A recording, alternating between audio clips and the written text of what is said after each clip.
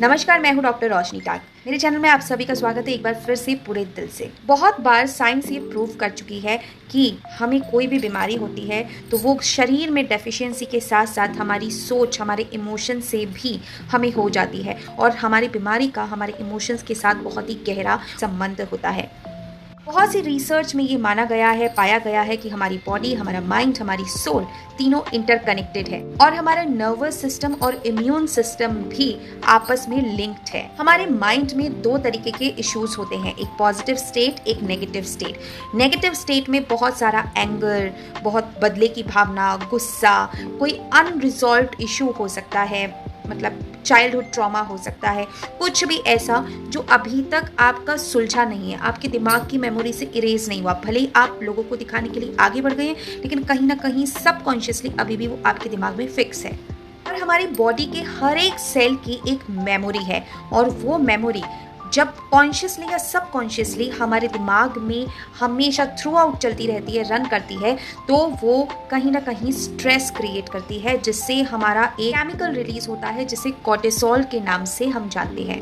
और जब कंटिन्यू हमारा माइंड, हमारी बॉडी इस स्टेट में रहती है तो हमारी बॉडी की इम्यूनिटी भी ऑटोमेटिकली वीक होने लग जाती है, हमारा वर्किंग एफिशिएंसी बहुत ज़्यादा डल हो जाता है। इन सब से आपको एनर्जी की प्रॉब्लम हो सकती है, ब्लड प्रेशर की प्रॉब्लम हो सकती है, कई तरीके की आपको एलर्जीज भी हो सकती है। अगर कोई आप ऐसी चीज़ सोचते रहते हैं जिसके बारे में आप कुछ कर नहीं सकते, तो आप बहुत ज़्यादा बर्डन फील करते, तो आपका बैक और शोल्डर भी चौक हो जाता है, जिसे सर्वाइकल के नाम से जानते हैं।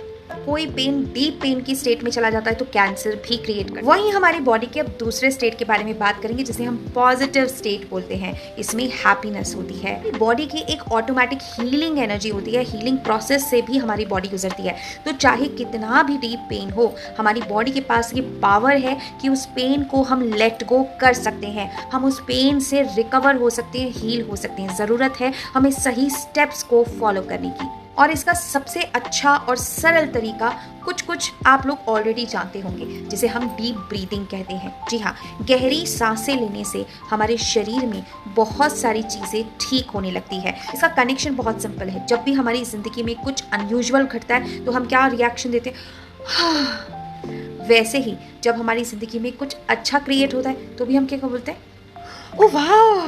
तो मतलब आप डीप ब्रीदिंग से हमेशा कनेक्टेड होते हैं। तो यदि आप mindfully, intentionally, purposefully deep breathing करते हैं तो उससे आप मेडिटेटिव स्टेट में पहुंच जाते हैं और मेडिटेशन से सब कुछ अच्छा हो सकता है। इसके साथ ही आप कुछ टिप्स को फॉलो कर सकते हैं और अपनी होलिस्टिक हेल्थ के ऊपर काम कर सकते हैं। उनमें से नंबर 1 है अपना इमोशन रिलीज़ करना।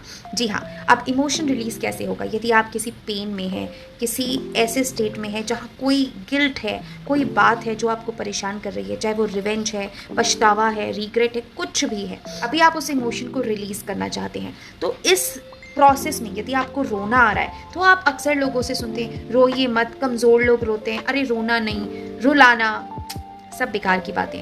रोने से आपके इमोशंस बहुत हेल्दी वे में रिलीज़ होते हैं। आप छोटे बच्चों को देखिए, 1 सेकंड में रोने लग जाते हैं, 1 सेकंड में हंसने लग जाते हैं, क्योंकि वो कॉन्स्टेंटली अपने इमोशंस को रिलीज़ कर देते हैं और ये फ्लो चलता रहता है।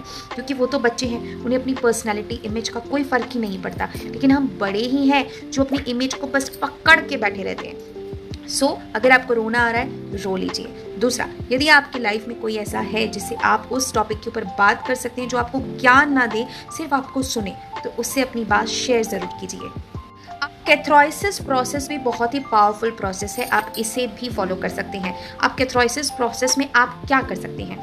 आप अपना जो भी इमोशन है, मान लीजिए आपके पास कोई ऐसा इंसान नहीं जिससे आप बात कर सकते हैं, तो आप अपने इमोशन को लिख सकते हैं। लिखने के बाद में आप उसको जला दीजिए। इस प्रोसेस को कैथारसिस प्रोसेस बोलते हैं, जो कि ईजी भी है और सबके लिए थोड़ा रिलेटेबल भी है, और आपके सीक्रेट्स भी सीक्रेट्स ही रहने वाले हैं। Last but not the least, music always help to heal. लेकिन दुख भरे गाने आपको नहीं सुनने, तू किसी और की, मैं किसी और का, चाहता कोई और है, ऐसे वाले गाने नहीं सुनने कि आप और ज़्यादा बैड स्टेट में चले जाएं। म्यूज़िक हमेशा पर्पसफुली चूज़ करें, ऐसा जो आपके माइंड स्टेट को हील कर सके।